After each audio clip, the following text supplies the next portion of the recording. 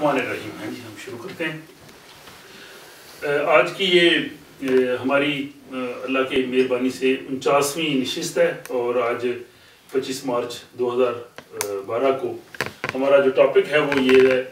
جزا اور سزا کا قرآنی قانون۔ پچھلی نشست میں ہم نے اسے لیا تھا، اس میں قرآن حکیم کی آیات اور احادیث کی روشنی میں اس ٹاپک پہ کافی تفصیلی گفتگو ہوئی تھی، اور بہت سے احباب کا یہ خیال تھا کہ ہم اگلی نشست میں بھی لیں، تو اس نشست میں بھی ہم اسی ٹاپک کو کنٹینیو کرتے ہیں۔ تھوڑی سی اس میں پچھلی نشست کی کہہ لیں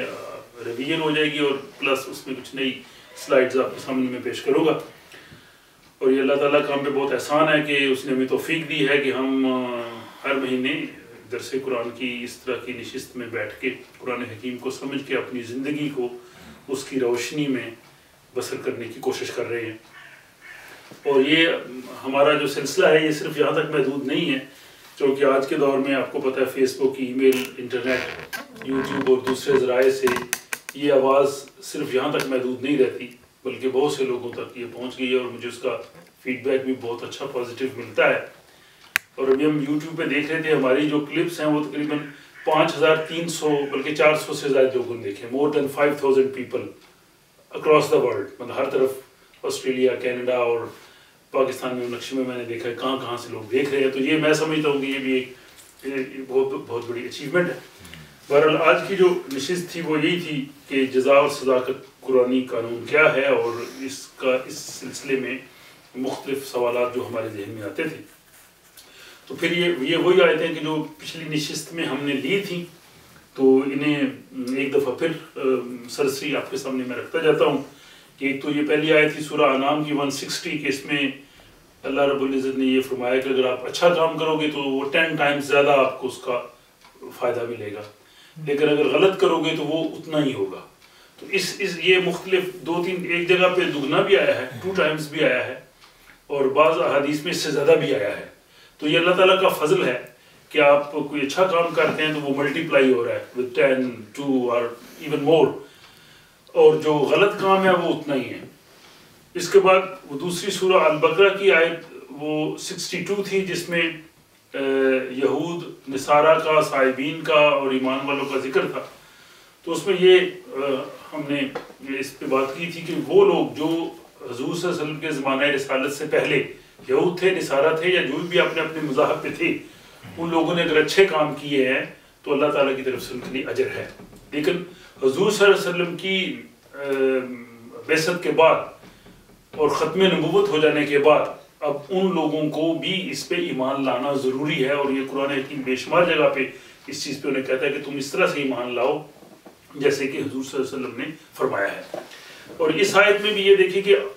اس میں عمل اور جو ہے ایمان اور عمل دونوں کو یکجا کیا گیا ہے، کہ صرف عمل جو ہے وہ ایمان جو ہے وہ نہیں کافی، بلکہ اس کے لیے عمل صالحا وہ بھی ضروری ہے۔ اس کے بعد یہ اگلی آیت سورہ العنکبوت کی 29/7، اور اس میں بھی یہی کہا گیا ہے کہ امن و عامل الصالحات، دونوں چیزوں کا ذکر ہے کہ وہ لوگ جو ایمان لائے اور انہوں نے اچھے کام کیے، تو اللہ تعالیٰ کہتے ہیں کہ ان کے جو شارٹ کمنگز، جو ان کے گناہ ہیں، گناہ صغیرہ ہے، چھوٹی چیزیں ہیں، تو اللہ تعالیٰ وہ ان کو معاف کر دے گا، لیکن وہ ایمان لائیں اور عمل کریں اور اچھے کام کریں۔ تو اچھے کاموں سے وہ جو چھوٹی گناہ ہیں، جن کو عموماً ہم گناہ صغیرہ کہتے ہیں، اللہ تعالیٰ کی ذات انہیں معاف کر دیتی ہے۔ اس کے بعد سورہ الاعراف کی آیت 7/8، اس میں دیکھیے اس میں وہی ذکر ہے کہ جیسے اعمال کا جو ویٹ کیا جائے گا، کہ جس دن جن لوگوں کے اعمال جو ہیں وہ اچھے ہوں گے تو وہ کامیاب ہوں گے، جن کے وہ ٹوٹل ویٹ ان کے اعمال میں جو زیادہ ہوگا تو وہ لوگ جو ہے وہ کامیاب ہوں گے۔ اس کے بعد یہ سورہ العنکبوت کے بعد یہ اگلی آیت سورہ النور کی ہے، اور یہ اسی پہلے تو یہ تھا کہ جو لوگ جن کے اعمال اچھے ہوں گے وہ مفلحون کامیاب ہوں گے، اور یہاں پہ وہ لوگ ہیں کہ جو مفلحون نہیں ہیں، جو خسارے میں ہوں گے، جو نقصان میں ہوں گے۔ تو اس کے بارے میں فرما دیے کہ وہ من خفت موازینہ ہوں، جن کا ویٹ کم ہوگا نیکیوں فاولئک هم الخاسرون، وہ نقصان اٹھانے والے ہیں، انفسهم فیہم، فی جہنم خالدون کہ جہنم میں وہ ہمیشہ کے لیے رہیں گے. مطلب جن لوگوں کے اعمال جو ہیں وہ کم ہیں ان کی زندگی ہمیشہ کے لیے جہنم کی زندگی رہے گی. اور یہ اگلی آیت ایک آئے گی کہ جس میں وہ جہنم سے نکلنا چاہیں گے لیکن نہیں نکل سکیں گے. تو یہ سورہ نور کی آیت تھی. اور اب یہ سورہ زلزلہ کی آیت وہی اعمال کے بارے میں پوری تفصیل سے یہ بتایا گیا ہے. فمن یعمل مثقال ذرۃ خیرا یرا ومن یعمل مثقال ذرۃ شرا یرا. یہ بڑی مین پرنسپل قرآن حکیم کا کہ اگر کسی نے چھوٹی سی بھی یعنی وہ آئٹم کائنات کا سب سے چھوٹا ذرہ اگر چھوٹی سی بھی نیکی کسی نے کی ہے تو اس کا بھی اللہ تعالیٰ اس کو اجر دے گا. لیکن اسی طرح اگر اس نے چھوٹی سی برائی بھی کی ہے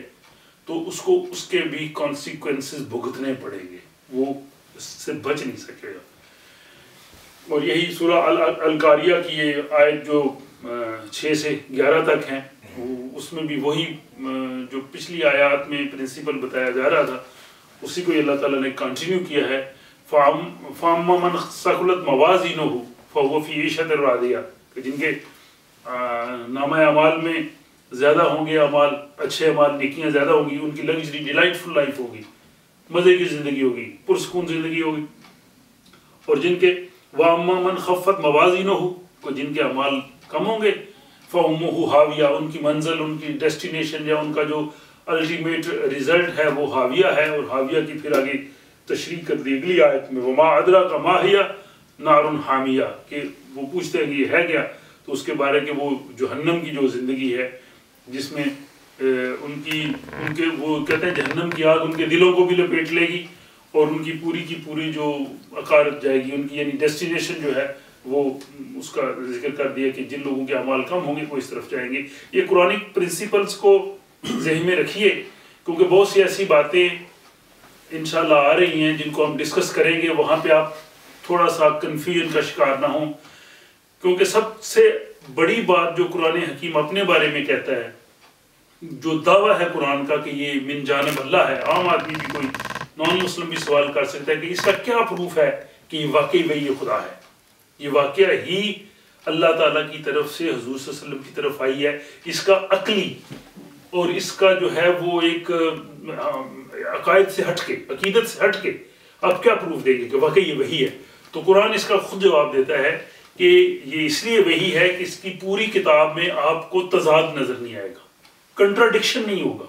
یہ نہیں کہ ایک جگہ پہ اللہ تعالیٰ نے ایک بات کی اور دوسری جگہ مہیا گیا کہ ہر آدمی کی جو چھوٹی اور بڑی نیکی جو ہے وہ اثر رکھے گی, آگے کہا جائے کہ اللہ تعالیٰ سب کو چھٹی معاف کر دے گا یا یہ کر دے گا, تو کنٹراڈکشن آ گیا. تو قرآن کہتا ہے کہ قرآن میں اختلاف نہیں ہے. اور یہ واقعی اگر آپ اس کو دیکھیں عام معنوں میں بھی کہ ایک کتاب ہے جو 23 سال میں نازل ہوئی ہے, ایک کتاب کا 23 سال کا عرصہ ہے. اتنے عرصے میں اگر کوئی انسان کتاب لکھے اور ایک کتاب اگر وہ 23 سال کے عرصے میں لکھے جس میں اس کی زندگی کے مختلف ادوار ہوں تو اس میں ڈیفینیٹلی کوئی نہ کوئی تضاد آ جاتا ہے, کوئی نہ کوئی اس میں فرق آ جاتا ہے. آدمی کے خیالات بدلتے ہیں, حالات بدلتے ہیں, آدمی کو یاد نہیں رہتا کہ 10 سال پہلے میں نے اپنی اس بک میں کیا لکھا ہے. اور آپ یہ بڑے بڑے اسکالرز کی بڑے بڑے فلاسفرز کی بکس دیکھ لیں, علامہ اقبال کو دیکھ لیں. علامہ اقبال کی جو شاعری ان کی انگلستان جانے سے پہلے کی ہے 1908 سے پہلے کی, وہ پوری کی پوری متحدہ ہندوستانیت اور اس پہ ان کا فخر ہے. جب وہ انگلستان سے ہو کے گئے ہیں تو وہ مسلم قومیت کی طرف ڈائیورٹ کر گئے ہیں. اسی طرح بے شمار اور لوگ ہیں. قائد اعظم کی زندگی دیکھیے, وہ کانگریس میں رہے ہیں, وہ متحدہ قومیت کے حامی تھے, بعد میں وہ بدل گئے.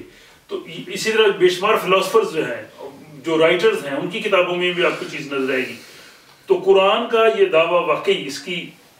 کسی آدمی نے اس چیز پہ قرآن کے اس دعوے کو جو ہے وہ اس کے خلاف بات نہیں کی